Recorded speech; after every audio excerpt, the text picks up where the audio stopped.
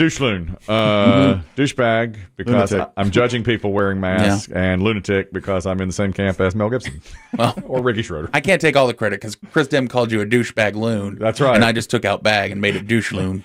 It is cleaner. It's like when they dropped the "the" from Facebook. Yeah. You know? I like adding douche two things. Douche canoe. Yeah. You know. My wife hates that. Yeah. She hates the word, the D word, douche bag or douche. She's like, do you realize what that is when you're calling someone that? And absolutely. I realize? I grew up with it on TV.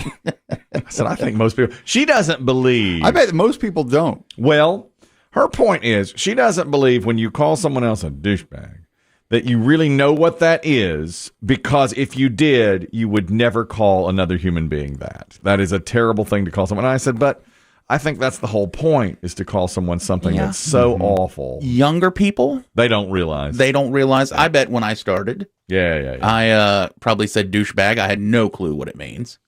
I'm not 100% sure myself. I mean, I know it kinda. You know, I sort of understand the general area. Yes. But I not don't. the apparatus. No, I don't know the apparatus. In fact. You know the target.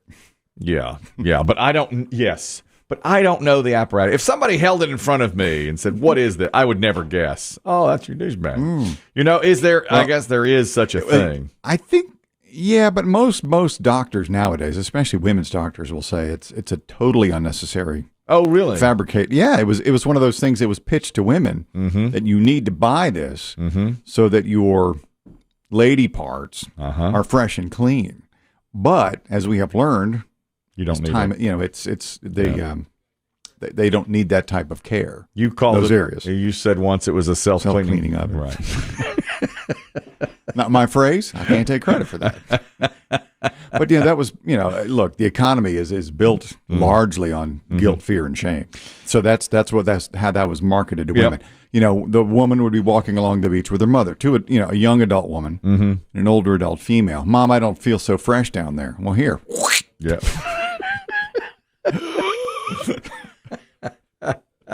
That's right. Yeah, that's right. Now, so you don't see those types of commercials anymore. No, I don't see them anymore. Now, if you want to really get into the etymology of it all, of course, there's a douche bag, and of course there's also the douche nozzle. Yeah, that's right. It's the other half of the apparatus. The nozzle. Absolutely. Oh yeah, that's the business end. I've been called that too. But douche, which is a real thing. Douche nozzle. That is a real thing. That's not. They were both real things. That's like douche canoe, which Biggie just came up. That's just made up. That's made up. So douche nozzle, I don't know what that is. Douche-Loon is when a douchebag goes crazy. Oh, I know that. I get douche-Loon. I understand that. Douche canoe, I'm not. He just said douche canoe. I don't know where that. But douche nozzle is a part of the actual thing. Yes, that was a real thing. I'll tell you a product I tried yesterday for the first time, and I'm not pleased with it. And I told Chris Demm in a private moment that my lips were chapped. Yesterday, I told him, my lips. I said, feel these. It's terrible. Oh, those are chapped. I was out on. They were warm to the touch. I was it was the wind. It was White Boy Weekend. I was out on the beach. It was the wind. I could feel them hardening. I knew. It was like, oh, these are all those salty snacks licking your lips. Yep, that's probably right. That's right. And I just knew. I was like, so I wasn't hydrating properly. I was drinking a lot of beer and not a lot of water. And I thought, I'm going to have an issue with these lips. So I thought I had some Blistex, which is what I usually use at home, but I didn't. I had a little tube of Abrevia or Abreva. You know that product? Yeah, that's for sores. Cold sores, yeah. So it didn't. It's not. There's no point in using that. Same. So it's cold sores. I had to look that up. So I didn't have any Blistex. I went to the store and they didn't have any Blistex that I saw. I was in that area. Thanks, Biden. I mean, yeah. First the gas. Now this. They have chapstick. Tons of stuff, but I didn't see any Blistex. So I got Burt's Bees, which Dave had recommended. Yeah, Dave likes Burt's. Dave said a lot. Well, actually, Dave said a lot of people swear by Burt's Bees, but I prefer Blistex. He used to be a Carmex guy. Dave. Yeah, women love Burt's Bees. I bet it's when Dave's ruffling through their drawers. Their purse. Says Burt's Bees. That'll do. Well, I got it's right next to their wallets. It's he's rifling through them. Yeah, yeah. I got the Burt's Bees, and I don't like it that much. The flavor?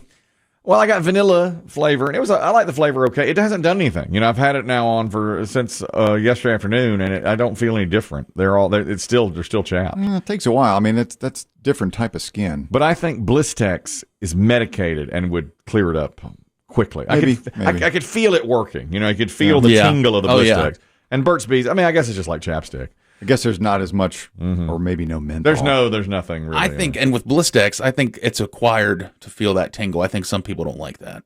I do like the tingle. Yeah, well, because in your mind, you're like, it's working. Yeah, exactly. And I think it is. I think there's medicine, whereas like Burt's Bees and chapstick, too, is just a Like, I love Alka-Seltzer Cold and Flu, and I think because in my mind, it's working. it's working. Like, I see it fizz, and I'm like, okay, yeah, this is medicine right here. I know It's exactly nothing. I know what you mean. I don't know. I think there is. I think the tingle means something on the blister. I do. Mark, you're talking about douchebags. Go ahead. Good morning, gentlemen. Good morning. The way it was described to me, to our class, actually, by my health teacher years and years ago was, it's like a frosting bag with a nozzle at the end. You just aim it to where you need to clean and squeeze. That's what it is. Okay. I'm glad you... God, it's the most uncomfortable health class ever. You're in a health... Ruined cakes. Oh, yeah. I got in trouble for asking many questions because I held nothing back. I do promise you that. Man. Thank you, Mark. I remember those types of health class when you were learning about the differences between boys and girls as we entered, as my teachers used to call it, puberty. Oh, yeah. And there's always, occasionally we'd have to pay some guy to ask the questions. Like West Coast Bob. Yes. He'd be the guy. He'd take the bullet. Yep. So, we'd slip him 50 cents. We'd slip him a quarter. And you ask the question. You ask the question. Yeah, right. What's a vagina? Oh, God. Tough classes. Yeah, he raised his hand once and bravely said, "What's a tampoon?" How old were you? 7th grade? 6th grade? What is that? What's It's 12, 13? Yes. What's a tampoon? Well, I'll tell you. Tell you this. It's normally 6th grade where that starts because it is. if you grew up in the Charlotte Mecklenburg school system in North Carolina, You were in that. I was. That's where I was there for 6th grade. Yeah.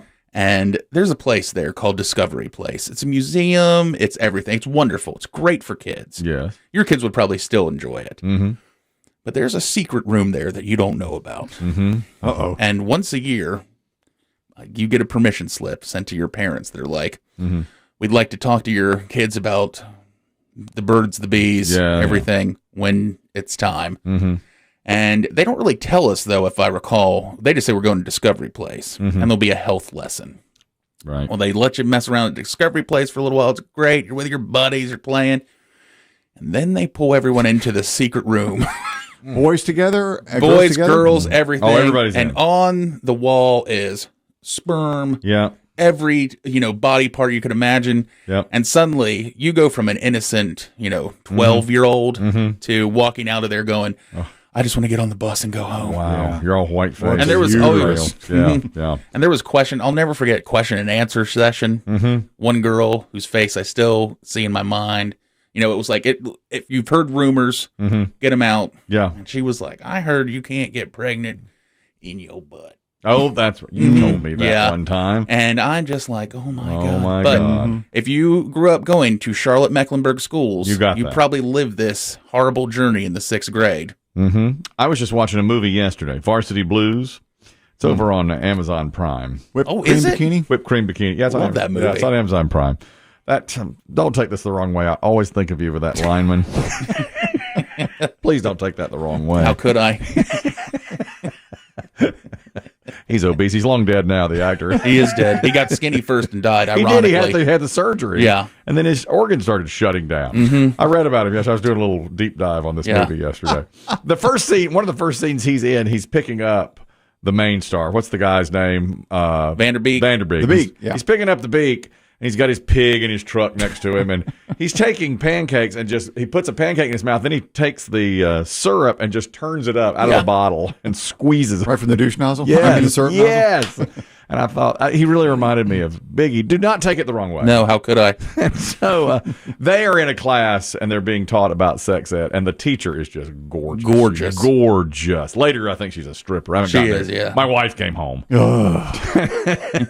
Why aren't they like high school juniors? They and are. seniors? There's no reason for that to be in there. They're seniors. Well, it's one of those where the town, if you're on the football team, you get away with anything you want in the town. True, So, true. and she is, spoiler alert, later, they go to a strip club the night before the big game, if you recall. Yes. And Drunk. they see her there, they get drunk, they party with her, and then that scene is they're leaving the strip club the next morning, and the sun is up. But and Chris Demm's right. They shouldn't even be being taught about No. this. They're 18 years old. No. Man. And another, I just watched the movie Superbad, which is really a good movie. Very funny. I'd forgotten this line late in the movie, and they're also like high school seniors, juniors. Yeah, they're getting ready to go off. Getting ready to go to college. To college, yeah. And the kid, Michael Cera, is with this girl who's really drunk, and they're getting ready. They're getting it on there at the end. And she said, I don't know if I should say this. She goes, I am so wet. You know that? She goes, I'm so wet. Mm-hmm. And he says, I'd forgotten this line. He goes, they said that would happen in health class. You know, I was watching that on White Boy Weekend. I was like, this is a bunch of 50-year-old guys watching this. Watching Superbad. Hilarious, though, still. It is hilarious. That is a funny You appreciate the cops the older you get, too. Yeah. Yeah, they just become want- more and more my Yeah. favorites. They're the best. I just wanted to be cool. They're great.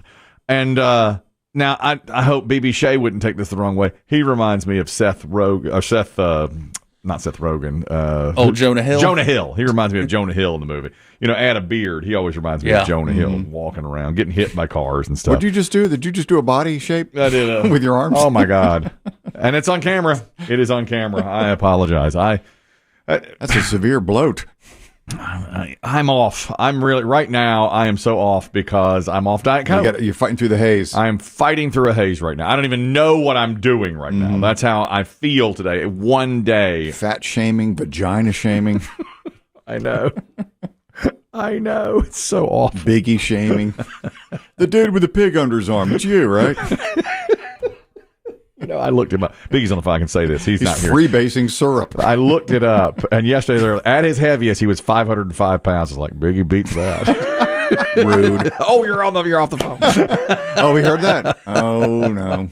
I did. I looked him up there at his 505. 505. I was like, my boy's got that beat.